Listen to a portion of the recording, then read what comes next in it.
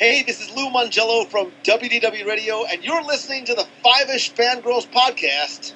Let's do this.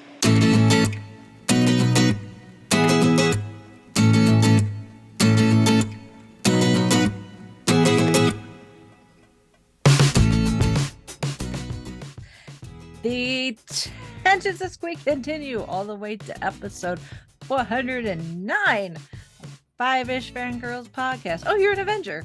I killed you before. They all blend together after a while. You're not the one with the hammer, are you? Welcome, everyone, to this week's episode of the Fiveish Fangirls podcast. So glad you joined us. Let's start off like a direct with the virtual table and see who's joined us this week. This is Brittany in Belvedere. This is Chrissy in Salt Lake City. This is Holly from Wisconsin. And this is Rachel in Indianapolis, Indiana. Hello, everyone. Hello. Hi, everybody. Yeah. We've got a very special guest joining this week. So joining us is Glenn from Traveling the Vortex. Yay! I'm honored to be a very special guest. Hey, you guys are our brothers, so yes. You know. And anyone that answers the invitation with "Yes, we'll come on" is very special to us. Yeah. Yes. We've not scared them all away yet. No. I'm glad to be here because it's been a long time. Yes. Yep. When Rachel put out that post, Brittany and I had to have a little fun with her. Yeah. Yeah. Smart asses. And then like half of the people that are like not uber nerds like the rest of us, like, I don't understand a word you just posted. Like, that's okay. If you don't understand it, then it's not for you. Not for you. I will say it's not directed at you. Yep. But thank you for your interest anyway. Yeah. Thank you for the engagement. So we don't really have a whole lot in the way of news, really. We just have some housekeeping, which Yes. appropriate that Glenn is here because book club updates. Yes, and I had it pulled up. Our book for this month, surprise, audio, Trial of the Valiar. Go back a few episodes to hear our review. And the book choices for this month are The Stone Rose, The Clockwise Man, The Return of Robin Hood, which is a Fourth Doctor adventure, and for audio, an Alien Werewolf in London, which is a Seventh Doctor, and I believe, if memory serves, an Ace story. And I will say the Stone Rose, that's a 10th Dr. Rose one. Yes, you can it get is. the audiobook. David Tennant reads it. It's lovely. So I recommend that. Make sure you put I your recommend votes the in. audiobook. Mhm. Not that I want to sway votes, but those are all fine choices. Yes. Mm-hmm. So we've got that, and then of course the feeds out there. So if you've been paying attention, we have a new episode of Gold Standard out there in the feeds. So we're almost done with the 90s, which is wild to think about. Wow. So yeah, with our episode 71 with Shakespeare in Love. You cannot see the faces I'm making. We can imagine. Yep. And then this month's Patreon episode is available for Patreon supporters, where we go back to 1979 to talk about Alien, which was a much more fun discussion than Shakespeare in Love. All the more reason why you should be a Patreon supporter, because that's where the good stuff is. But it's fun to listen to you to your pain. Yeah. Well, as long as I'm entertaining somebody. And then special. Yeah. And then there's no pain, but if you want to laugh, the latest episode of Drunk Cinema. I saw. I have downloaded and will be listening to. Yep, I'm making an appearance where we review the Beatles psychedelic is the best descriptor cartoon Yellow Submarine. I was gonna say, do you need to be drunk to watch that one? No, but Nope. you know what? You do end up interpreting things differently. True. What I would suggest the alcohol for would probably be the Magical Mystery Tour. Yeah, well, yeah, that's true too. It was an interesting discussion. So, because I know that movie really, really well. So it was interesting to see what my brain did when altered. Oh. I'm sure there you could have been on other things that would have made it even more altered. So well, yeah, I suppose but those alcohol's probably those are legal in right in most places. So unless there are two evils. You're right. Yeah. I went with the stuff that's legal at least, where I live. So Probably. Yeah. My brain and liver thank me. Maybe. Kidneys? I don't know about your liver, but your brain probably will thank you. Yeah, well, it's my brain. So yep, there's that, and then we don't have any feedback, so we can jump straight into the spoilers. This is your spoiler warning for not just Ant-Man and the Wasp: Quantumania, but really the entire MCU up to this point. So if you're not caught up, then come back later. That's all there is to it. So yeah. So funnily enough, Ant-Man and the Wasp: Quantumania is the 31st film in the MCU. Wow.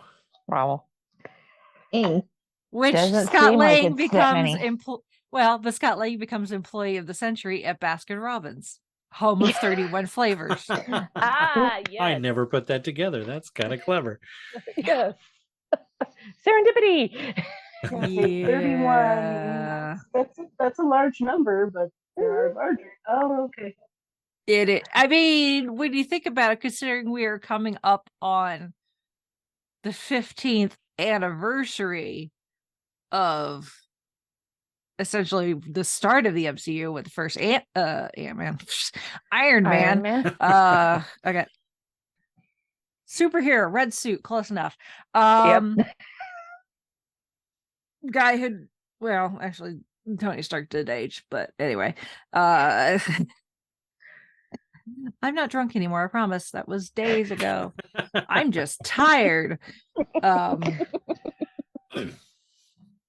That's my story, and I'm sticking to it. Note to myself, if I ever go on drunk cinema, I can just be tired and have the same reaction. Got it. Pretty much, as long as you can stay awake for the movie. So yeah. Ant-Man and the Wasp: Quantumania, the kickoff of phase 5, essentially, for the MCU, because Black Panther: Wakanda Forever was kind of our closer for phase 4. And I mean, this is the third Ant-Man movie. Still with the same director and a lot of the same crew, which helps with the feel, keeping it consistent. But I mean, going into this, like, we knew obviously who the protagonist was going to be. It was going to be a version of Kang, played brilliantly by Jonathan Majors. You know, he got they gave him like a little, they gave him a little bit of room to show what he's capable of in that, the end of Loki season 1, but this is where they gave him like an entire football field and they're like, have at it. Yeah. So there's no surprise at who the bad guy in this was. Nope. And as have been saying to people going into this movie, and even when talking to people after it, I can't remember who it was that had posted after the movie came out, because it came out the weekend of my birthday. Thank you, Marvel. Always enjoyable to get a Marvel movie as a birthday present. Somebody posted, it wasn't their opinion, but they were posting somebody else's opinion that they had heard or read or something somewhere. And apparently this rando's complaint was they didn't like the fact that the movie doesn't end with a nice little bow tied on top, how it left things dangling, some loose threads. And I'm like, okay, tell me you don't know what's on the schedule for the MCU without telling me you don't know what's on the schedule for the MCU. Right. Have you not seen a Marvel movie before? Like, seriously, like the next Avengers movie is literally, yeah. I was like, they literally have said the next Avengers movie is going to be called Avengers Kang Dynasty. Yeah. Well, literally in the day. Anybody who's been watching through phase 4 should know that everything's been kind of left dangling a bit. I'm trying to figure out what this person though particularly thought was left dangling, because I don't know that this film, I mean, it leaves you on a uncertainty of what's next, I suppose, but I don't know that it left anything really hanging. They did kind of wrap everything up, and from what I understand, it could have been even more of a cliffhanger, because I had read that Hope and Scott originally in the original ending were supposed to be left behind in the quantum realm. So that's what I heard too. I heard that too, and I think I heard that because this movie had some pretty hefty reshoots, if I'm remembering right, or maybe no, I think you're right. Because Marvel came in because it was a little more serious, and they said, "Oh well, we need, or maybe it was Disney or somebody high up said, well, we need it to be this, and this, so go change it." And part of that was Hope and Scott were going to be left behind in the quantum realm, and so they had to go in and redo the ending, redo that part. So it was kind of like, oh, okay. So there was some executive meddling, as it were. That which occurred. I mean, that makes sense, because even there was part of me when watching the movie, and I'm like, okay, they're gonna get rescued. I was like, they're probably gonna get rescued, because I was like, we already have done this with the last Ant-Man movie. So it's like, what's the point of leaving them behind, someone behind in the quantum realm again? Other than it would give them a way to play fast and loose, I guess, with time, because time moves differently in the quantum realm and is in its own bubble, so it's not affected by anything in the outside world timeline. So obviously when the snap happened, Scott was not affected at all. The time didn't pass the same for him, and he had no risk of being dusted. But I mean, considering what is supposed to be coming, I don't see why that would be necessary. We're not likely to have another a significant time jump anytime soon, I don't think, based on what we know is coming. I think you're right, but I think I could imagine, and of course this is just rewriting the movie, but I could imagine if they had left them in the quantum realm, they probably would have been able to kind of tuck them away until we got to Kang Dynasty, so that they could then come up with a way to get them out of the realm, so that people weren't curious about, well, what's been happening to them this whole time, because presumably although they seem to surprise us with Marvel movies all the time. But presumably we won't see these characters again until Kang Dynasty. So you could have easily just tucked them away there and given them a reason for how they got out or why they needed to get out. But I see why they reshot this, and I see why they ended it the way they did, because I think it's really effective. In fact, it almost feels very doom and gloom the way that Scott is. I mean, they play loose and fun with it, but the way Scott thinks, what did he mean by, something coming? What's coming? Did I mess things up? There's almost this certain gloom that hangs over it that I think works even better, because it's this foreshadowing of events to come, and I think that works really well. Yeah. And the fact that Scott just like shrugs it off. Right. Like, oh, I'm sure that's not going to come back to haunt me. Right. And then the last end credit scene with Loki and what's his name in the past, Morbius. It was just like, holy crap. I mean, now if Loki's scared, that's saying something. Right. Yeah. There. Well, I mean, Loki, even the credit sequence before it too, with all the versions of Kang, but it was like, okay, if that's rattling Loki, not good. Yeah. Well, I think we'll probably revisit that scene, or probably some version of it in Loki season 2. Yeah. I bet that clip is lifted right out of the series. I bet we actually see that clip just, but as I wonder where in the season it appears. Like, are we going to pick up like right after season 1 ended, or are we coming in after some time has passed and Loki has been dealing with the fallout on his end, and so he's also got to see what Kang is capable of, and that's why he's so scared? Because I mean, Loki's not dumb. No. I mean, he's got an ego, right, that would put ego to shame, but but at the same time, he recognizes true power. I mean, he saw that with Thanos. So if by the time he and Mobius come across that particular version of Kang, Victor Timely, named after Timely Comics, which is what Marvel Comics was called before it changed the name to Marvel Comics.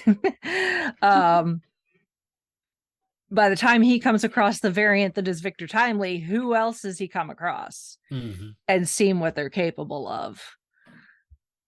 Because I mean, he didn't really get to see. King really didn't do the version we saw in Loki. He Who Remains. We didn't really get to see like what he was capable of.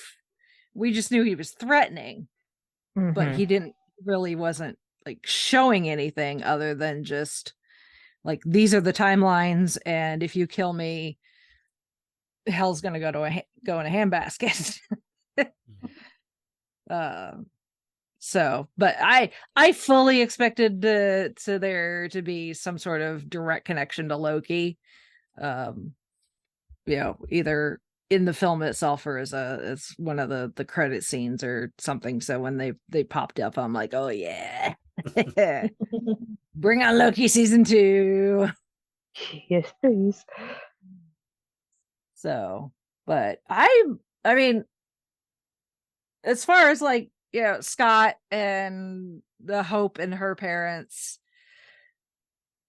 I think other than Jonathan Majors, Paul Rudd is Paul Rudd. Everybody loves Paul Rudd.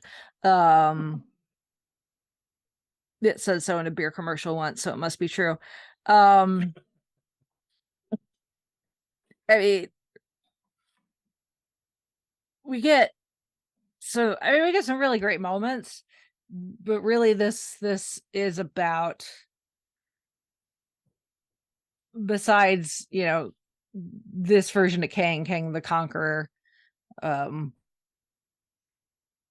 the focus is really about the parent-child relationship, and it's Scott's relationship with Cassie and his guilt,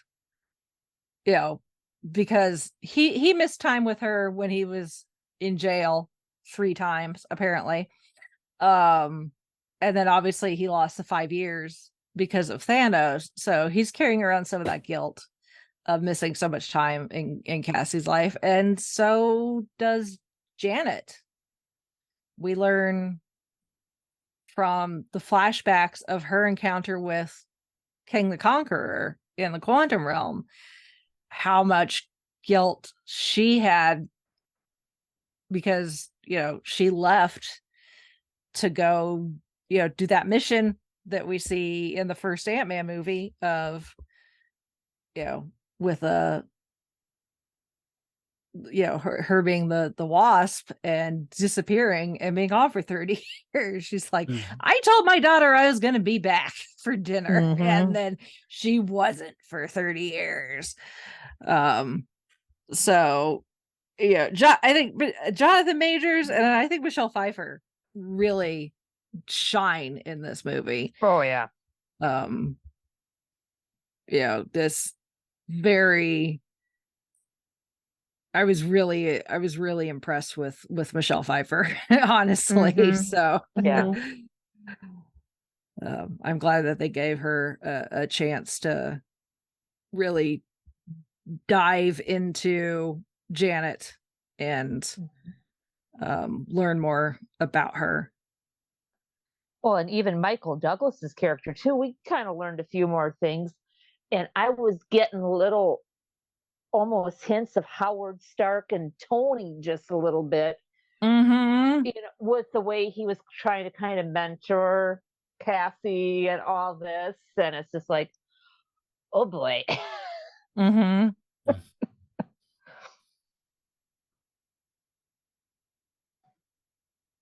What could have been if Howard and Hank wouldn't have butted heads earlier, Yeah, that was never not gonna happen though. So right, yeah.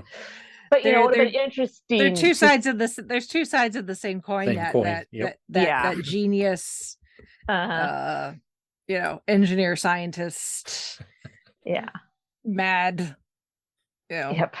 They're craziness. Yeah, they're too much alike to get along, to be honest with you. True. But it would have been an interesting what if Howard and Hank could have worked something out, and and Hank kind of been a mentor a little bit to Tony, with Howard doing all his stuff left, right, and center. Yeah, but then we wouldn't have gotten what we got. True. Oh. And he would have been Ant-Man instead. Probably.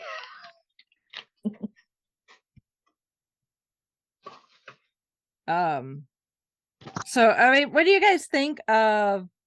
Okay, so because I saw some of your comments. I know Holly, you felt the same way. So what do you guys think of the quantum realm as a location?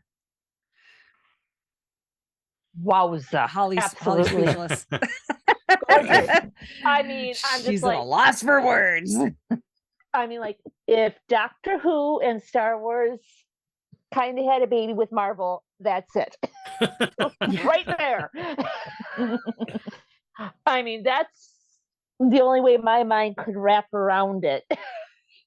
I mean, the colors and everything. It's just, oh boy. I would agree. I think rate some awards, there's something wrong. Yeah, I think it was visually, it's stunning. I love the fact that they just went completely bonkers with it. If this movie had been made maybe even 5 years ago, I don't think they would have gone as crazy as they did. Of course, Guardians kind of opened up that, that the craziness. I think that for the longest time, Marvel was sort of playing it safe. They were playing the reality card, and let's not make things too weird. And even that first Thor film, they brought Kenneth Branagh in to direct it in sort of because he had a Shakespearean background. And so they kind of felt like he could kind of give a more serious fantasy element to it. And I think he did. I think it worked really well, but you wouldn't have seen something like this. I'm kind of glad now that they're leaning into the bunkers. I'm kind of glad that people are accepting of that now, because mainstream audiences that have been along for the ride now know what to expect from a Marvel film. And so I think they're more accepting of these kind of out there ideas and these out there visuals, which are a mainstay or a staple in the comics. So, when the quantum realm is basically, or at least Kang City is based on Chronopolis, and that exists in the microverse. So the quantum realm is kind of the microverse is the comics version of the quantum realm. So I was really glad to see them lean into it.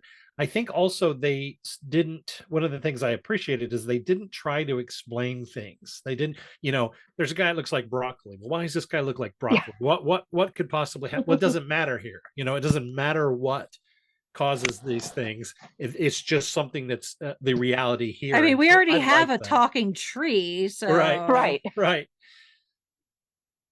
But I like that. I like how they leaned into that. I think visually it was really cool. I also think they did a good job of conveying the different levels of things as well, because in the previous film they sort of established that there was this energy that Janet had absorbed, and that's why she was able to cure Ghost, or at least help her. I think she cured her, but she was able to stabilize her basically because she had this residual energy.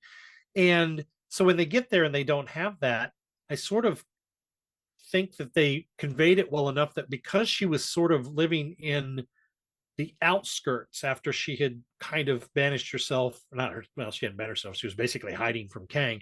But I think they kind of, at least they let you interpret it that it was because of where she was at that time that she was able to do that, but that not necessarily that was going to be a side effect for everybody once they came out, because once they got deeper into the quantum realm, they seemed to be in a very different place than where even Janet at the end of that movie and Scott, when he went into the quantum realm, where that it was certainly a very different visual look. But I think that they kind of conveyed that there were different layers to the quantum realm, that the deeper you got to the core, to the center of it, or the further away to the border you got, there was certainly a vast difference. And I thought they did a good job of that visually. Yeah, I just like, I'm already like, Disney, can we build this somewhere? Yes. Please. You want to see that in park? Yeah, I mean, they managed to bring Pandora to life, so why not? Yeah. That's true. If anybody could do it, Disney could. Yeah. But I'm just asking, can we just have the little teacup with the little octopusy thing? I don't need the great big giant. Well, apparently right now, if you go to Avengers Campus at California Adventure, you can get the juice. The goo? The goo. You can get the goo that helps you so that you can understand people in the quantum realm. Can't guarantee that suddenly it'll make you understand different languages, but you can at least, be there with your friends and be like, drink the goo. And I had a Finding Nemo moment when I first heard the chant, when they were first chanting before it got translated. I'm Touch thinking, the butt. touch the butt or one of us. I'm just like, wait a minute, who got initiated and for what?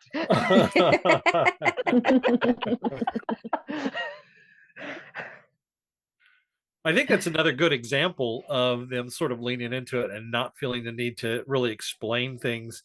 The idea that everybody can understand each other because they have this one common thing that they do in order to have this universal translator.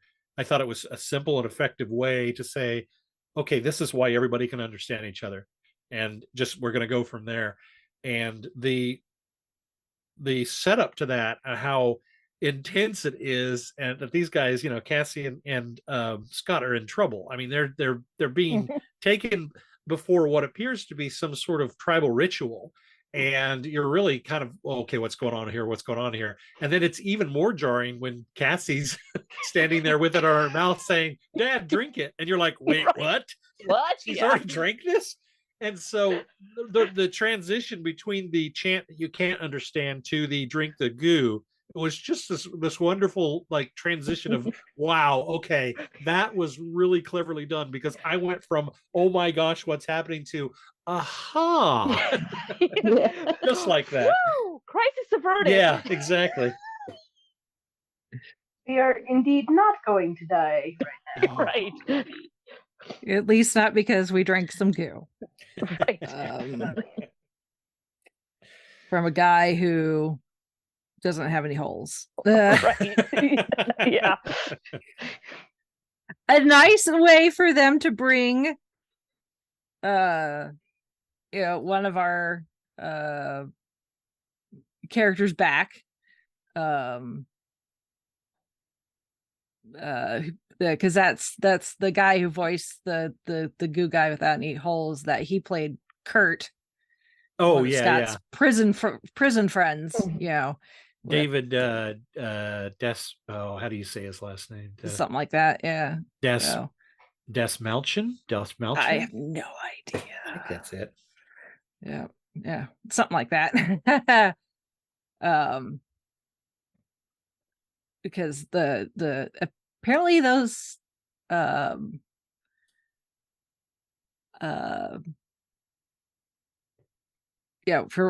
obviously, as far as plot is concerned, we had no reason to have like Michael Pena and Right. T.I. back as well, and we got Randall Park really quickly as Jimmy Yeah.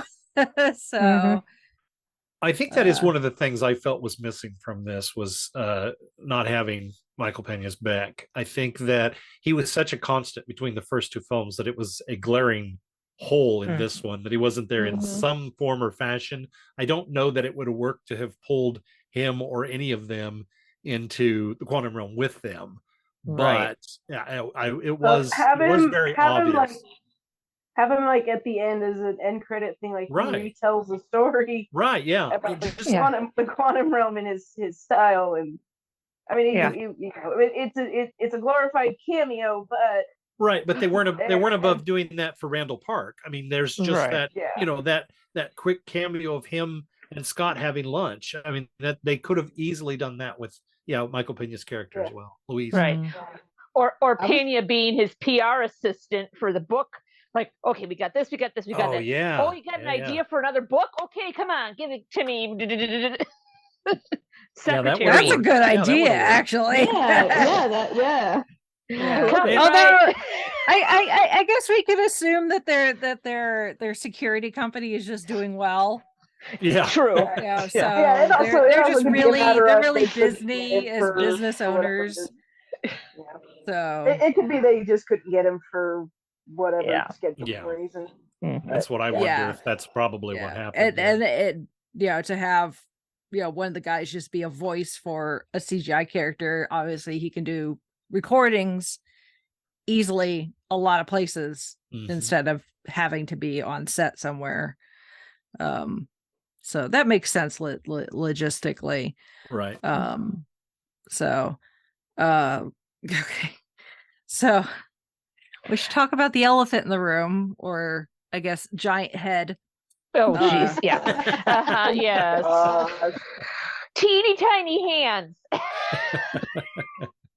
A little bit. Of all the, I was like, okay, surely they're going to do something, because this has kind of become the thing with Marvel, is like, surely they're going to find a cameo or an Easter egg or something and make people go, wait, what? That type of thing. They always find ways to keep us on our toes. Having MODOK, which I knew was in the movie, be Darren Cross, never crossed my mind. Mine neither. As a possibility. Well, I was actually quite upset that last trailer that came out before the movie released, actually showed a shot of him. Oh, And it did. Okay, I missed that one. I but you can't see immediately his was like, face. you can in the shot where they're walking out to look over the exploded Oh, engine, quantum possibility engine, Well, whatever the thing that ran. I'm just in the ship. terrible with faces then, You- and I thought that, oh, it's like, that's a weird look. I didn't recognize that it was is it Corey Stoll? I didn't Yeah. recognize that it was him at first. It wasn't until like our second or maybe third viewing that I said, oh, wait a minute, I think I know how they've brought MODOK into this, and I kind of sussed it out. And so I was a little disappointed that they showed that. Of course, that's my own fault for overanalyzing a minute and a half, commercial, because that's what I this do. is why I don't watch the commercials. I know, and I ruin it for myself. But yeah, once we get all the trailers, I stop.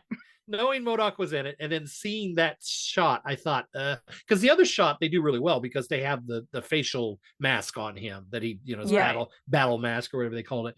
But yeah, there is that one scene where they're walking out onto the platform that I could actually make out that it was Corey Stoll, and I thought, oh, but that being said, even though I was ruined on it, I still loved the reveal of that. I love the fact, in fact, that's one of the things frustrating me the most about people complaining about this film is, well, you didn't do MODOK right. You didn't. I thought this was the best way to do MODOK. And because even though I think that Marvel's leaning into that kind of craziness of the comics, I don't think mainstream audience is ready for the MODOK from the comics. No. Especially since they made the MODOK from the comics very goofy in that Hulu series that was on Hulu as well. Patton Oswalt. Yeah. Because my introduction to MODOK is somebody had suggested the Spider-Gwen series to me, and that's how I got introduced to MODOK and knew who he is. Yeah, and just like the way that they set MODOK up in this, yeah. Well, and apparently they've been wanting to do MODOK for a long, like he was going to be the antagonist in the very first Iron Man. Yeah. Before the script obviously made some significant changes.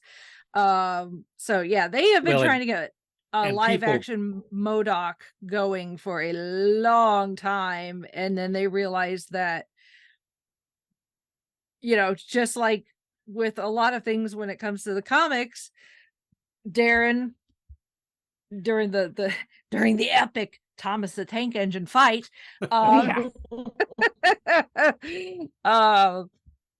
he just kind of disappears. Right. We don't know exactly what happens to him, and when it comes to comics, nobody, you can't guarantee they're dead. And even sometimes, even when you see the body, you can't guarantee they're dead. So the script writers realized that they could have a version of MODOK, right, and have him, because he knew he was the head of Pym Industries, he would know all about Hank and Hope and the Pym particles and everything, so he could literally be the inside man on how Kang got his information from somebody who knew these characters. It works really, really well, just because of that. It works really well into the script. Yeah. And then they kill him off. Yeah. So that leaves that open for another version of MODOK. That's true. To come in at some point. So a variant. Yeah. And that's the whole thing. It's like, I've been so excited from the moment that the multiverse we realized that was something that the MCU was going to start messing with, because it opens up so many storytelling opportunities. And this is the big the big one, really, at least up to this point, bringing in someone like Kang, and to do it so kind of on the non-epic scale by introducing Kang and the idea of so many different timelines and variations of characters that we already know in one of the TV shows is, I think, so brilliant. I mean, I know a lot of people thought when Disney announced Disney Plus and then, the Star Wars and Marvel stuff, people, some people were like, oh, it's just cash grab. And I'm over here like, you have no idea what they can do with this. And to just kind of slide Kang in the TVA and all the timelines and stuff in there, essentially the last episode of the first season of Loki, it's like, we're just gonna put this over here and back eventually, but it's almost like, us getting that 2-second side profile shot of Thanos at the end of the first Avengers movie. Yeah. Where it's like, oh, okay. Who's this big purple guy? This is okay. Yeah. Who is this? And then you find out who it is, and then what kind of their deal is, and then it's like, okay, they're going to be a problem at some point. So I'm amazed at just how I'm amazed and also a little scared that this version of Kang the Conqueror, who apparently of all the Kangs in the council was like so bad that they had to exile him to someplace like the quantum realm, so he's outside of time and space essentially, and they were just kind of hoping that he would be stuck there for all of eternity. But to see just what that Kang was capable of as far as power has me very intrigued, but also very, very scared about what's going to happen when we get to see some of these others, and in theory multiple of them all at the same time. This Avengers movie that's going to be here before we know it, really. Kang Dynasty, the prevailing theory is that that'll likely be the Avengers facing off against multiple Kangs. Whether it's a combination of the few that we were introduced to in the mid-credit scene, with Ramatut and the Scarlet Centurion and Immortus, or some combination of some of the others. There's like Lizard Kang. There's a Doctor Doom version of Kang. There's Iron Lad version of Kang. So there's so many variants of Kang, and then the Kang the Conqueror again may or may not be dead.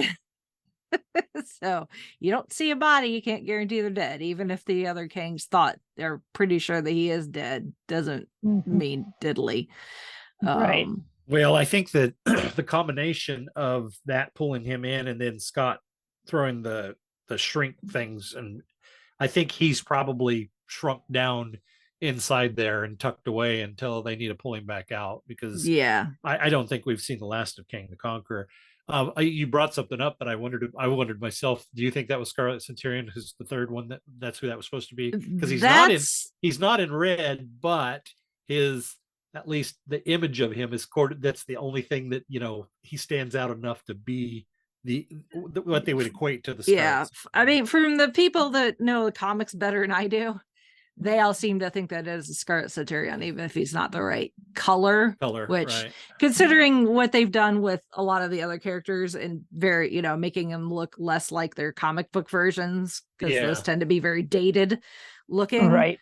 Well, I kind of wonder if they don't even name him as Scarlet Centurion. I wonder if he's just Marcus Kang, who is the Scarlet Centurion. I just wonder if they're, like you say, taking a different approach. Yeah, that could be as well. And it's just, but for as far as differentiating when we're talking about the different Kangs, it may just be easiest to Yeah, that's true. You know, to because this could get very confusing very fast. I saw in a video that someone said that Jonathan Majors has at least tried on about 100 different costumes for different versions of Kang. Oh, dang. Wow.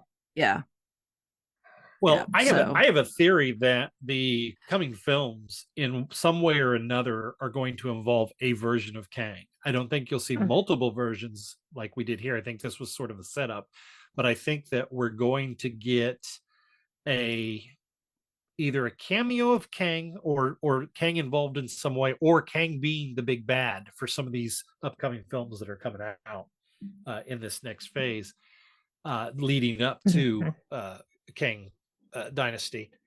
I had another theory too that I had sort of postulated for a while, but I've kind of backed off, because especially when one of my kids said, well, he doesn't have the scars, I sort of wondered if, because Kang the Conqueror is talking about one sacred timeline in a loop, and he even shows a diagram of it, I had kind of wondered if this was the Kang that became He Who Remains from the Loki series, and that this turn of events has changed that now, because he said, I'll see you when we come back around again. He told Sylvie that. He said, when I'll see you when we're back around. And so I kind of wondered if this was that Kang, but now we've done something where we've changed that so that he can't become He Who Remains, and so that even splinters and mucks up the timeline even more. I've backed off that a little bit, because this Kang obviously had the line scars in the face that they used as the lines for kind of some of the things they carried over from the comics. And so I kind of wonder if either that's just an oversight and they're like, well, we're not too worried about the inconsistency there, or I'm just probably way off base and it is just a different variant. I think it's a different variant, because I think He Who Remains, I think, had been kind of I think he was somewhat self-appointed, but maybe also forced into the role of being kind of the gatekeeper of the sacred timelines. Well, and see, I got him being there was kind of keeping everything together, and then, like he predicted when Sylvie killed him, that it would splinter opened up Pandora's box, and Kang the Conqueror, being like the black sheep of all the Kangs, got himself into enough trouble that he got exiled. Right. I got the impression from He Who Remains, when he does the explanation, he was kind of the last remaining Kang. He was the one that basically won the multiversal war, and that's why he's the one that became the overseer of the timeline. He used what's the big cloud beast thing, Leviathan or whatever it is. He used that in order to basically wipe out the rest of the Kangs and feed the timeline into this one line. So I kind of got the impression that's why I kind of thought that this was almost this Kang the Conqueror. He almost has the same plan. He almost word for word talks about a singular timeline where, and that's what he's doing. He's going through all of the different universes and snuffing them out. He's destroying them. So he's almost on the same mission as He Who Remains. And so I think that's why I kind of went down that road of, well, maybe this is the early version of He Who Remains, or it'll be revealed that this is actually who becomes He Who Remains, but I don't know. Yeah, it's one of those things where we just kind of have to wait and see, because it depends on how loyal they want to be to the comics, and how much they're gonna take stuff out of the comics and bend it and twist it and do things to it to make it better fit the Yeah. MCU as they built it. But yeah, I mean, because it's I think it's supposed to be Rama Tut is supposed to be like the OG Kang. He is, yeah. He's the first one that discovered how he uses Reed Richards. I can't remember what the name of the machine is, but he's the first one that uses that to go back in time and basically try to rule. And he becomes Ramatut and rules Egypt for a time as well. So yeah, he's the first one. Yeah. So, I have a feeling that's probably going to be our big bad for the Fantastic film when it finally comes out. I have a feeling everybody wants it to be Doom, but I just don't think they're ready to do Doom again since they failed at Doom twice. So we don't need Doom again. Yeah. So soon. I can easily see Ramatut being the big bad for that one. Yeah. Now, do you think that they will keep not necessarily Kang, but Nathan Richards as related to Reed Richards? I think so. And I think that, well, because I think that's part of the reason why we haven't gotten a casting announcement for Fantastic Four. I also think that that's the perfect catalyst for bringing the Fantastic Four into the Marvel Cinematic Universe, is to have them as that. I mean, this is Marvel's first family, so have them as the central core reason for the existence of Kang. And so I think that probably will be incorporated, and I think they probably will at some point disclose that he is a descendant of Reed Richards. So because I know that they've spoilers if nobody knew that. Right. Sorry. Old spoilers. The comics. Well, it's just because at this point we're looking at Wikipedia articles for the comic. Right. Yeah. Detail some of this. Yeah. And I had misspoke earlier. It wasn't Spider-Gwen for MODOK. It was Gwenpool, which is a takeoff on Deadpool. Yeah. Right. Too many. It's funny you said Spider-Gwen, and immediately I pictured Gwenpool in my head, so I didn't even notice it when you said it. Okay. I was like, wait a minute, that doesn't sound right. Yeah, no, I went to double check. As soon as you said it, she popped in my head, and I kind of did the same thing. I kind of conflated the name with the face myself. Yeah. Gwenpool, I think, does dress up as Spider-Gwen in one issue of the comics, so I think that's kind of where my confusion.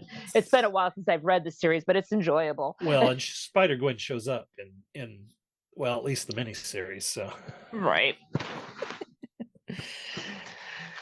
Yeah, I was just curious on your guys' opinions on that, considering the other connections they've had to avoid, mostly because they didn't have the rights to mutants and stuff like that. So the fact that technically, at least in the comics, Scarlet Witch and Quicksilver are Magneto's kids, right? But they've totally ignored that because they weren't able to. Fox hinted at it. Yeah. So, but now that the door is wide open, that's just it. They've got their house in order now for the most part. The only thing that's missing is Spider-Man, and that's the only reason they have to maintain this relationship with Sony, because even Namor and Hulk, those are Universal properties. The Marvel cannot make standalone Hulk or Namor films right now, so that's why both of those characters have been a part of somebody else's film or in team up films, because that's how Marvel gets around that. And so we don't need another Hulk movie. We don't need a Namor standalone movie, in my opinion. We need those characters to be part of other movies, and I think it still works. So Marvel's got everything pretty much wrapped up except for the Spider-Verse, which unfortunately, I don't think that's going to come under Disney anytime soon.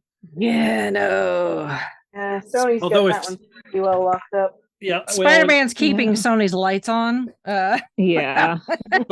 but every time Sony tries to do a spider-related film, it doesn't do well. I mean, Venom did okay. It didn't do what they needed, but it did well enough in order for them to, maintain a following for that film and that franchise. And that's what spurred the second film. But the second film didn't do very good. And then we all know how well Morbius went over. So if they keep making stinkers outside of their Spider-Man, central core films, I don't know that they will be able to maintain it for very long, but we'll see. Well, I mean, we'll see how the next Into the Spider-Verse goes. But I mean, that one, that first one did gangbusters. So it did, and that's their bread and butter right now, I think. Yeah, and that might be the way they're like, well, this one works, so we'll just do animated ones in this style. And so who knows?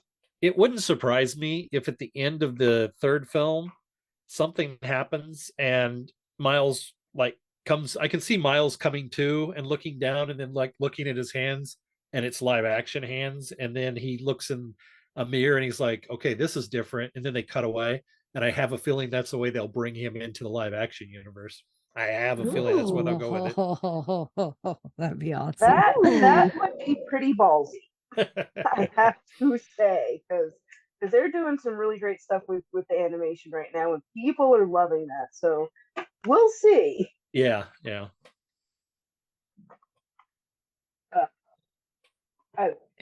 And again, having the variants and the multiverse, it's so many possibilities. I mean, we could sit here and play armchair movie producer and come up with all sorts of ways that would make sense in some form that you could, make it canonical. So, more, I would like, more than likely, this is how they're going to get, be able to justify having Hugh Jackman back as Wolverine, so,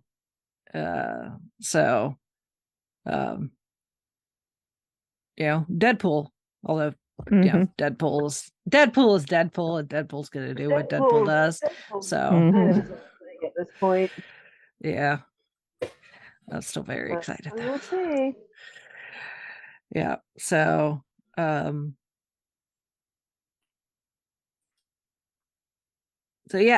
just thought this was a lot of fun.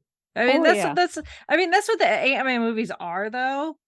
They've never really taken themselves too seriously, right? Because it's Ant-Man, first of all, right? Even it's kind of meta in a way that that Scott Lang has written this book, Watch Out for the Little Guy, which is pokes fun at the fact that he's named after one of the smallest creatures on the planet that you can see with the naked eye. This extremely small insect, but also that Ant-Man isn't necessarily like a top tier superhero, not even just Avengers, but just comic book heroes in general. And the fact that the guy at the coffee shop constantly is calling him Spider-Man, which in itself is very meta, because Spider-Man is one of the most popular Marvel characters of all time, and Scott just kind of rolls with it, so he's like, yeah, I get it. He's like, I'm Ant-Man. It's and of course nobody remembers that Spider-Man is actually Peter Parker, so that works. Right. That is true. So although Spider-Man is usually in New York, right, and they're in San Francisco, right, so obviously different neighborhood than where Shang-Chi hangs out. But that's okay, because San Francisco is a decent sized city. Yeah. I would know. I've been there several times. It's a little bit of a trek to get from one neighborhood to another. It's very hilly, so as travel time. A lot of buildings in the way. Yeah, and now that Cassie is officially has a suit, although they still haven't I don't think they've I haven't seen anything that's officially named her. Yeah, she's got the she's got because the stinger colorization, but she's got the right. stature. Basically, I mean, she was kind of had the abilities of stature, but she had the colorization of suit for stinger. So who knows? Yeah. So I guess we'll have to wait and see what Cassie's proper superhero name is. Yeah. But now that she's got the suit, it's only a matter of time before the rest of the Young Avengers come knocking on her door going, "Hey, Cassie, we need some help." Well, yeah, because who do we got left? We've got Kang, and we've got Ironheart, or not Ironheart, Iron Lad, who is also a Kang. So yes. I have a feeling we'll end up getting that part of the Young Avengers, but we really don't have many Young Avengers left to name. I don't think so, no. Because we got, I don't think they're gonna, as far as I know, they're not introducing anybody else. Yeah, we've got Kamala Khan, we got Riri, we got Kate Bishop, Kid Thor. Technically, we got a Kid Thor. Yeah. Right. We'll Kate probably get Wiccan and Speed again. Yeah. Because we've been introduced to them. Well, we've been introduced to their characters. Yeah. And then Scar would be the other one. So yeah, we're almost there for a full roster of Young Avengers. Yeah. So, which that is exciting too. Yeah. Yeah. Yeah. And I have to say, maybe Yelena, if she's not much of a team player, but she might begrudgingly do it. Yeah. Yeah, I don't. She would be one of those that would be like, "Oh, you kids are going to get yourselves killed." Yeah, I almost think she's a little too old. I think she's almost a little. She's not as reckless, I think, as the others would be. Yeah. Maybe the Mr. Miyagi to the group. She's got the Thunderbolts to lead, so she's a. Yeah, that's true. So the Thunderbolts are bad guys. No, actually, kind of. They haven't always been. I think a lot of people try. They're gray. Yeah. Well, a lot of people try to liken them to the Suicide Squad, and they're not. I mean, there have been iterations of the Thunderbolts that are, but there have been iterations of Thunder. They're more willing to do the dirty work, is what it comes down to. And like you said, Rachel, they're kind of in a gray area. So, and I think Yelena fits that mold. So I think it works for her. Yeah. Well, and I think she may also be somewhat begrudgingly too, because I think Julia Louis-Dreyfus's character, I think, maybe has something on her. Yeah. Ooh, yeah. So Valentine. Val. Yeah. I know she doesn't like to be called that, so it gives Val, me more incentive to call her Val. Val, yes. 3-letter curse word if there ever was one.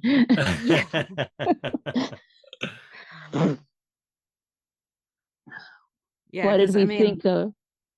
Go ahead. You can go. What did we think of Bill Murray's cameo appearance in this? He didn't have a whole lot to. Yeah. I almost wonder if some of his stuff got cut because Bill's Bill, though, reputation is not in the best place right now. Yeah, I think that's sort of has all blown over though, hasn't it? I mean, that was on track, but I think it comes more down to just Bill's availability and making him how much he makes himself available, and he doesn't really much anymore. I mean, you probably saw. Well, supposedly he called up Marvel and was like, "Hey, can I be in this movie?" And they were like, "Sure." But again, even if he's interested in a project, doesn't mean he's gonna be fully committed to it. I mean, that's true. It was like doesn't mean he'll actually show up. Yeah, exactly. It was like pulling teeth trying to get him to do Ghostbuster, and he wouldn't do it for years and years and years. And then when he finally does, he said, "You got me for a day." So I mean, it's just, I think it comes down to the fact that Bill wanted to do something because he did. He said he wanted to dip his toe into this universe and see what it was all about. But I think it probably comes down to, well, you've probably got him for a couple of days, and that's really, I mean, it was, to me, the part was a little underwhelming. I think it works, it's appropriate, but I think it was just, Bill Murray coming to the MCU, and then we get this. And it was like, and he's very smarmy as this guy. I liked the performance, but it was just, I just kind of had my expectations of him up a little more of, okay, what is this character, and what are we going to get out of it? We don't. Well, and supposedly, again, with script changes, that the ending, he was supposed to have like a change of heart and go back to siding with Janet and the other rebels and fight against Kang. So when they have the giant, rush of all the rebels and the ants and stuff on the city, that he was going to be part of that, and then it got scrapped. Oh, wouldn't it have been great if he showed up with that squid thing that grabbed him when they drew it? If he showed up with that and it was fighting with him, I think that would have been so cool. Yeah. It's like, we came to an agreement. I don't eat it. They don't eat me. We stop the bad guy. I beg for permission. I beg for forgiveness. Yeah.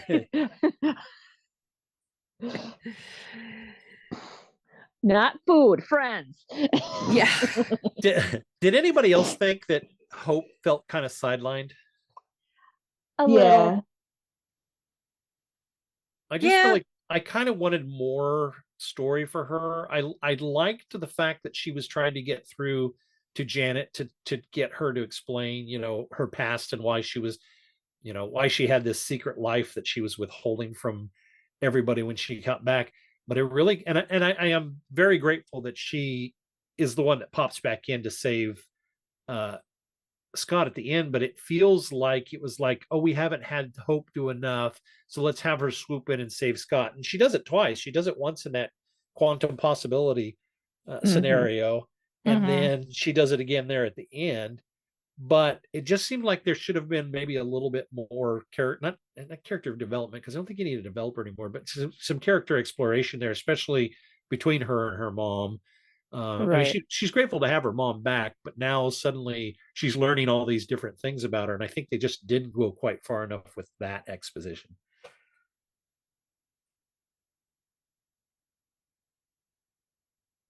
Yeah.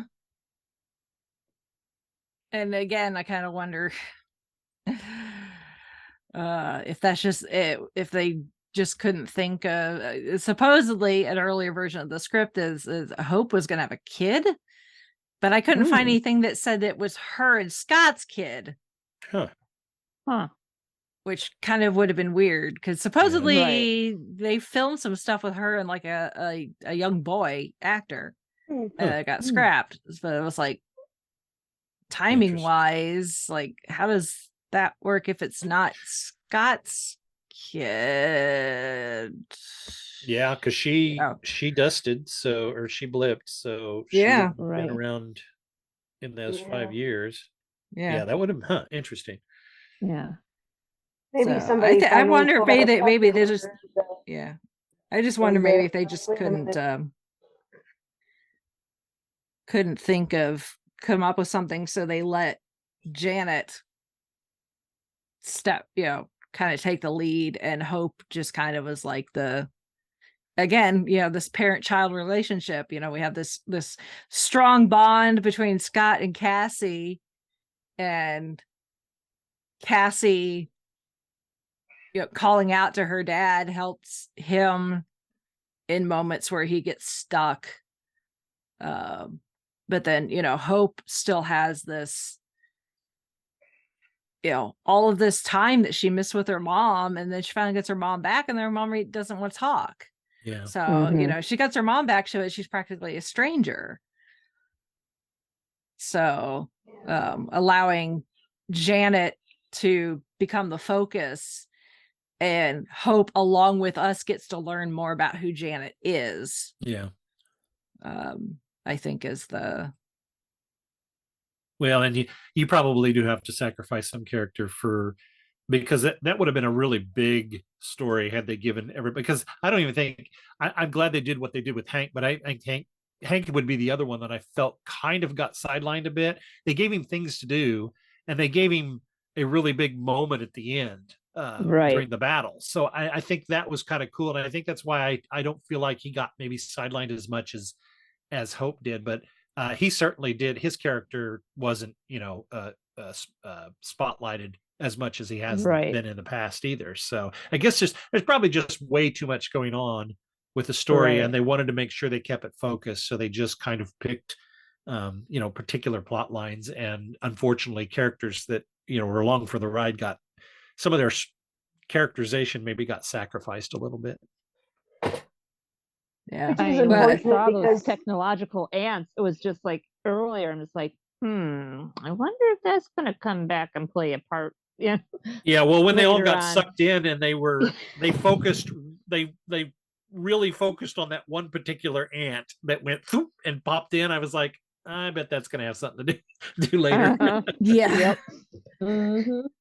You think? You introduce a gun in the first act, you better use it by the third or the end. Right. Yeah. Chekhov's earpiece. Chekhov's earpiece. Chekhov's ants. Uh-huh. Yeah.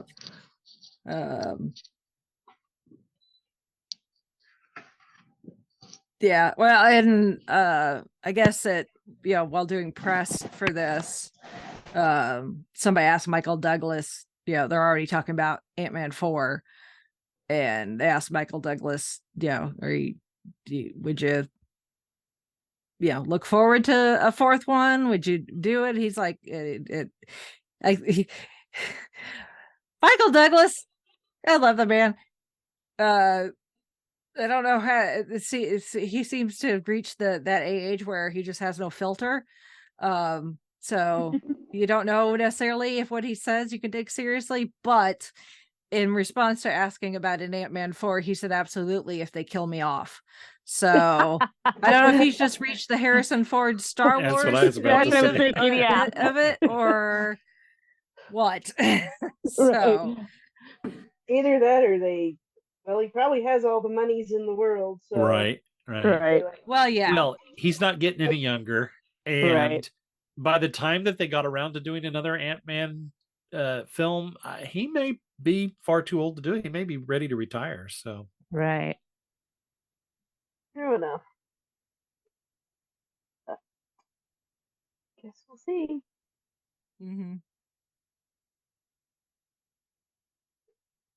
So, but yeah, I was very happy with how this turned out, and do not listen to the critics.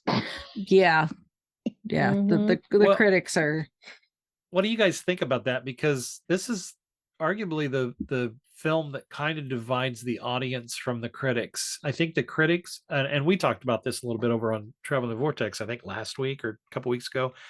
I think that the honeymoon's over, I think, for the critics. I think that they are suffering from Marvel fatigue, and I think, superhero fatigue, if anything. But I think that the general movie-going public may be next, and so I think that's why they're kind of slow rolling the rollout. We aren't going to get as many Disney Plus shows within a year's time. We're still going to get what's on the slate, obviously, but I think they're going to slow roll that, because notice they haven't announced dates for anything yet. We don't even know. Secret Invasion's set for the spring, but we don't even know when it's going to happen. And the Marvels, they had to push the date back 4 or 5 times already through the whole thing. So I think, I'm starting to hate the term Marvel or superhero fatigue, just because it feels like an excuse. That's true. Part of it, I think, is the fact that there were so many Disney Plus shows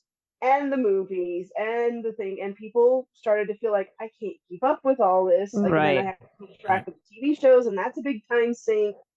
And so, you look at the history of cinema, of just movies and trends in general, and it's like, okay, the Westerns, for example, were roughly about 10-15 years before those started to kind of fall out of favor. And then it was the big 80s action thing. And then it was, I can't remember what the next big thing was. Maybe it was like disaster movies because CGI was a huge thing in the 90s, or, that was kind of coming up. But it's like those cycles kind of tend to come and go. Yeah. So when you get to a certain point, and it's like when they start deconstructing superheroes, which we have had a few of those, or I mean, deconstructing the genre, which we have had some deconstructing superhero movies in recent years. Like, I mean, I would, Joker, I think would be one, because he's a very popular comic book character, one that, and then it's like, well, here, let's make him a real person, basically. And so I think maybe we're getting into that now. It really remains to be seen how Marvel, and to an extent DC, although DC is kind of on a short leash. Yeah. With their parent company. So it kind of remains to be seen how well they weather this, if it keeps, if they can make it work and keep their audience, even because, there's this group of us here who are, the hardcore, show up for all of it. Right. And then, but they cannot financially, and especially with all the financial stuff that's been going on, they cannot sustain it with just the hardcore.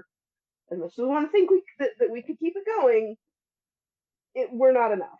And Right. they really, really need that mainstream movie going public of, oh, I really want to go see this movie because it looks really cool. And unfortunately, what's also happening is it's really expensive to go to the movies. Yep. Especially if you have a family and you take your kids, and it just gets like, the tickets are outrageous. Concessions, it's like, don't even. And I don't, and maybe depending on where your theater is, maybe you have to pay for parking. I don't know. So it's kind of like, that's all taken into consideration. So there are a lot of factors going on beyond, there's a lot of superhero movies. So it's not just the fatigue, quote unquote. There are a lot of things going on. So I'm not being a doom and gloom. I'm just saying, here's some factors to consider. And right. You're being a realist is what you're doing. Yeah. And I think, and Right. I appreciate that, because you're right. You're absolutely right. The genre can't be sustained by the hardcore fans, and the hardcore fans are going to be the ones that are hurt by it the most.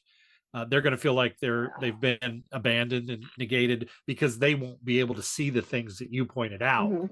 Right. And so that's going to be really hard too when that does happen, because we know how toxic fandom can be, on all of these different genres now. Imagine what's going to happen when that does. Well, when the bottom and falls then out. and then also some of the way that the VFX houses have just been treated abominably by the studios and by their bosses, because I don't know, there was a whole big thing I've been following, and I'm just kind of like, oh wow, like I just never really thought about it until I was like, here's this article of these people who are like, oh my gosh, I cannot believe this. Well, and I and hope that kind of I hope a slowdown in the production and the push out of these things. I hope that helps. I hope that helps them be able to meet those. Yeah. I would rather have fewer of high quality, good, make sure it's good, rather than, oh, let's just rush this out because we need content. Right. Correct. Yeah.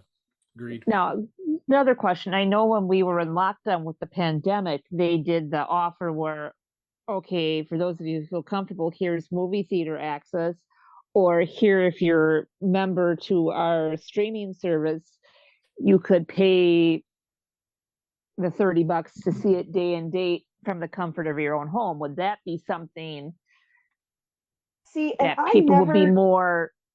I mean, $30 versus 40, 50 at a movie theater, you could have your own snacks and that you can pause it.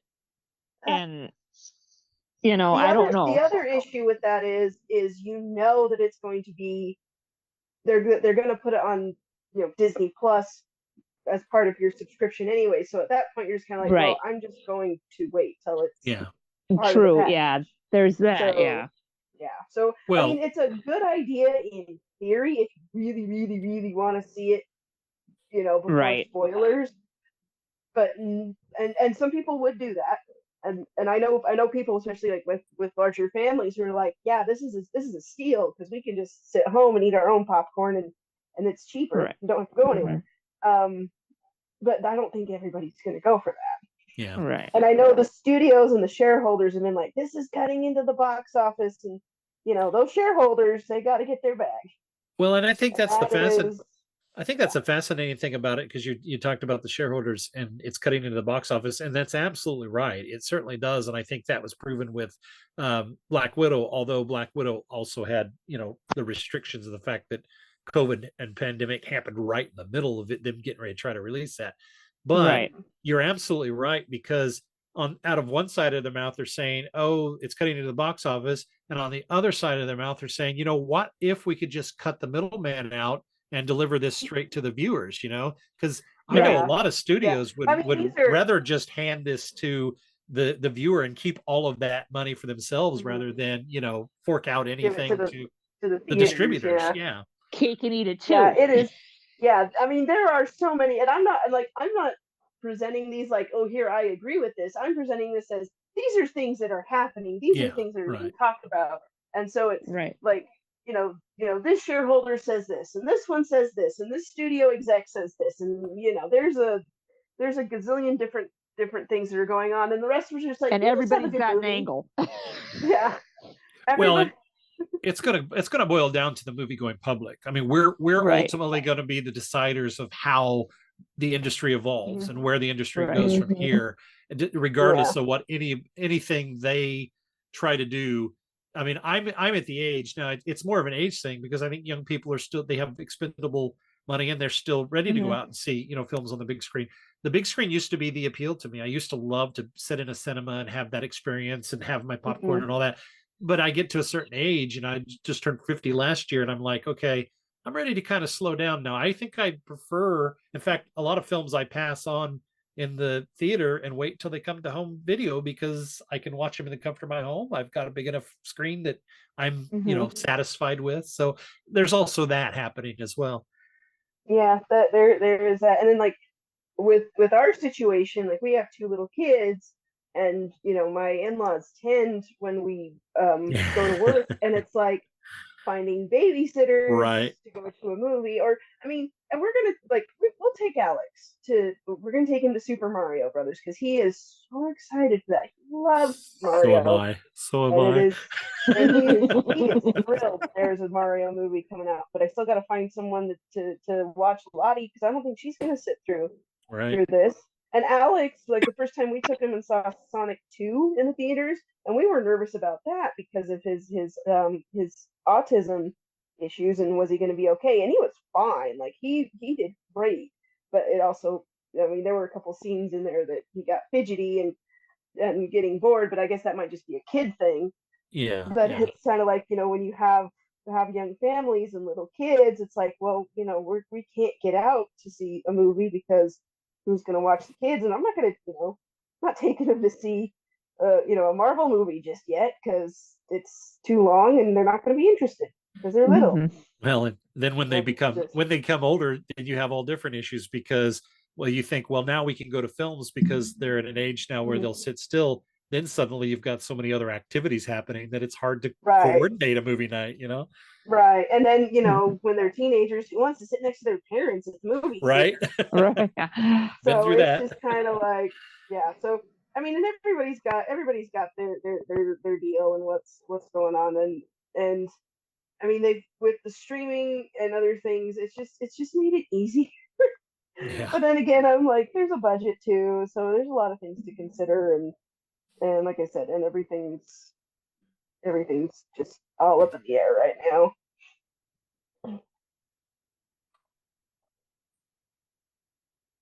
But we'll see. Yeah. I'm not saying yes, no, maybe, whatever. But yeah, every time they're like, well, superhero fatigue, I'm like, okay. It's like, I want to punch somebody every time I hear that, but that's probably frowned upon. Thank God I'm on the other side of the country. On the other side of Colorado from me. I guess that's true. It's like that's not the reason. Stop doing that. Yeah. It's not the sole reason, anyway. Yeah. Mhm. No. Yeah. It's an interesting period that we're at. I can, part of me can understand why some people are like, oh, I want something different. And occasionally we are getting something different. I mean, if you want something that's maybe, although at this point, I think most everybody probably has seen it that should, but it's like, if you want something that's got the excitement of something like a Marvel movie, but isn't, seemingly another, I hate the term cookie cutter, because to me they're not cookie cutter, but you get what I'm trying to say. Mhm. Comic book movie, we've, if you haven't seen it yet, or maybe you only seen it once, you should watch it again. Everything Everywhere All at Once. Yeah. Just Well, it just as definitely has good, a multiverse similar thing feel. going on. Yeah. So, it's not the Marvel movies and the DC and recognizable IPs. Yes, I mean those are they're not the Oscar bait movies. They are the get butts in seats, make as much money from ticket sales as possible films. They're the reason that studios can do the Yep. award. Exactly. Yeah. Mhm. Oh. Martin Scorsese, don't you forget that. Yeah. Mhm. It's like those movies wrote your paycheck. Yes. Yeah. It's like for every Thor and Ant-Man, a few dollars go your way so you can make things like The Irishman, which I really wish I could get those hours of my life back, but oh Yeah, well. right. So it is what it is. But I can only speak for myself, and I mean the DC stuff I have no desire really, but that's not Warner Brothers. that's not necessarily that's also is not in a world of hurt necessarily right now. yeah that's also not necessarily superhero or comic book fatigue. That's just I That's know chaos. where I can get it's I mean Mhm. Just too chaotic over there. Drama. The if I'm studio gonna drama over there is more entertaining than the actual movies. Yeah. It's like, if I'm going to spend my hard-earned money to go to the movie theater, I'm going to go with the studio that I know is most likely to give me a quality film that I'm going to walk out of and go, yeah, that was a good use of my time and my money. And DC is such a crapshoot that, I don't want to play entertainment roulette like that. And a lot of people when I've only got saying so that, many it's hours like, in the day and so much money to spend. Yeah. So it's not a guarantee that you're going to enjoy yourself. I mean with like, okay, so when I was a kid and the Disney Renaissance with all the animated movies was coming out, it's like, okay, yeah, we're going to go see these because it's our family movies and the kids will like it, whether and there's a good chance that they will be good. But like, I haven't even gone to see really an animated movie in theaters since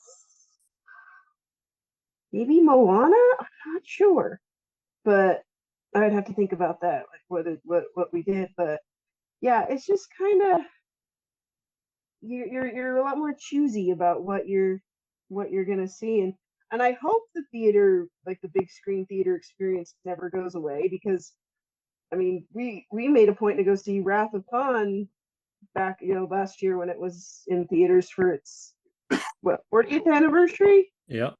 Yeah, and we had a good time. We loved it, and it's like that kind of stuff, like going to see older movies and stuff like that. That's fun, and but that's like more event stuff too. So I don't know. We will see. We will see how this all goes.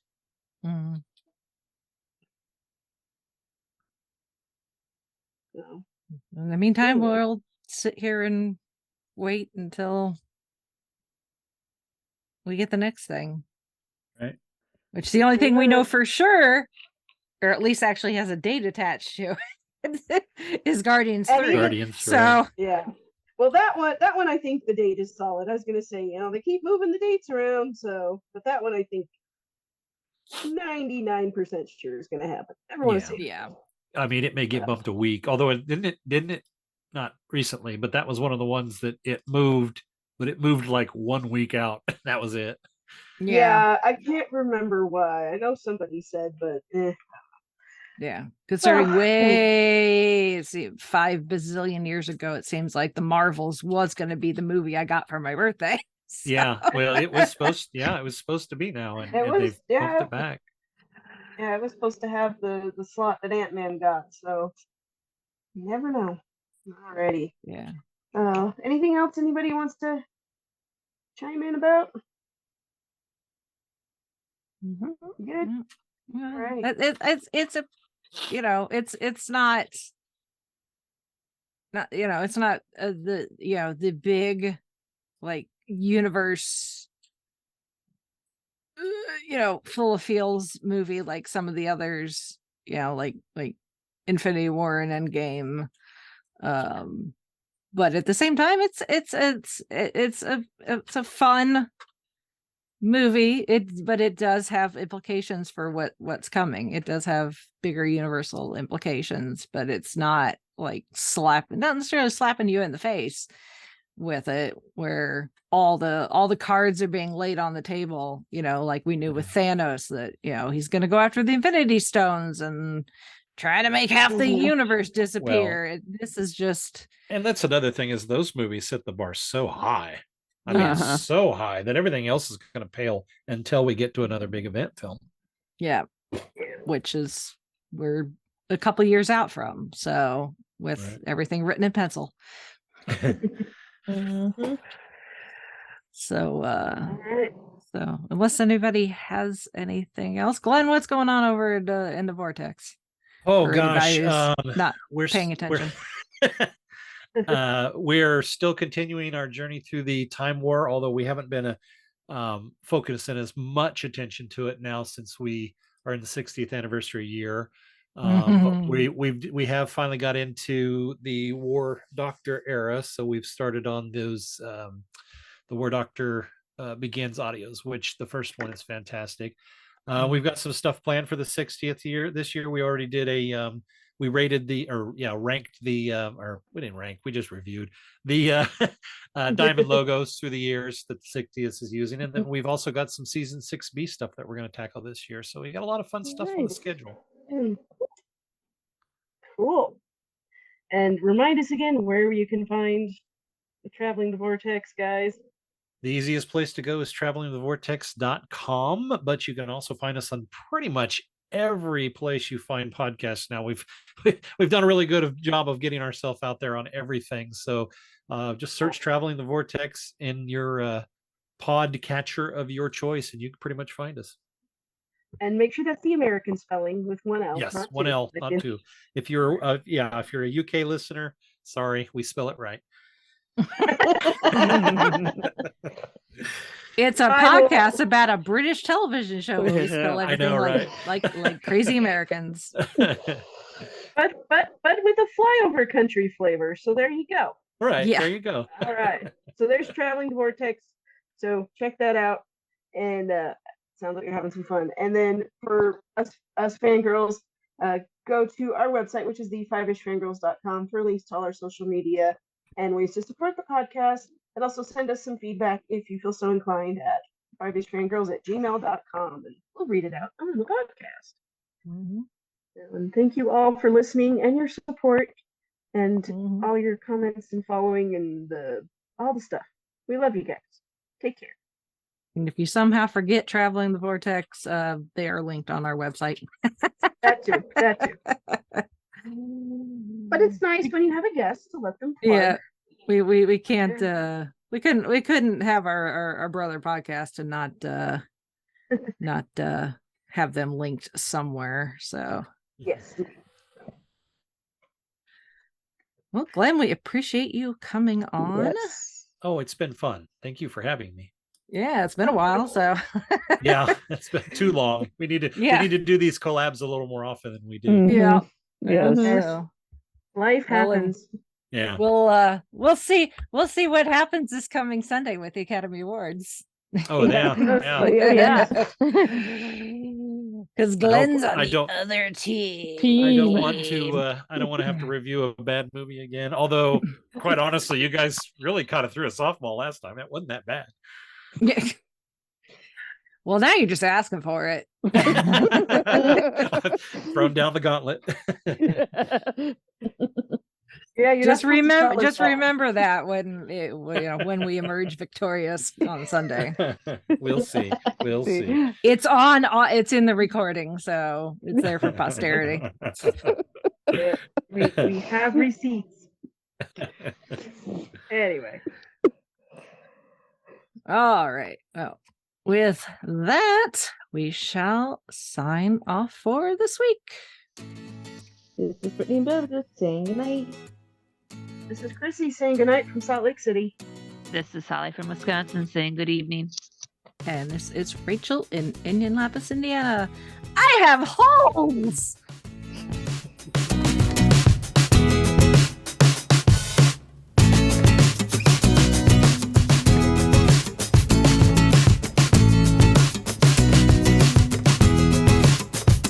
Thank you for listening to the Fiveish Fangirls. Please visit thefiveishfangirls.com for details on how to further support the show, along with information on our nonprofit, Fangirls Give Back. We love our Fiveish fam and appreciate all of your feedback, shares, and encouragement.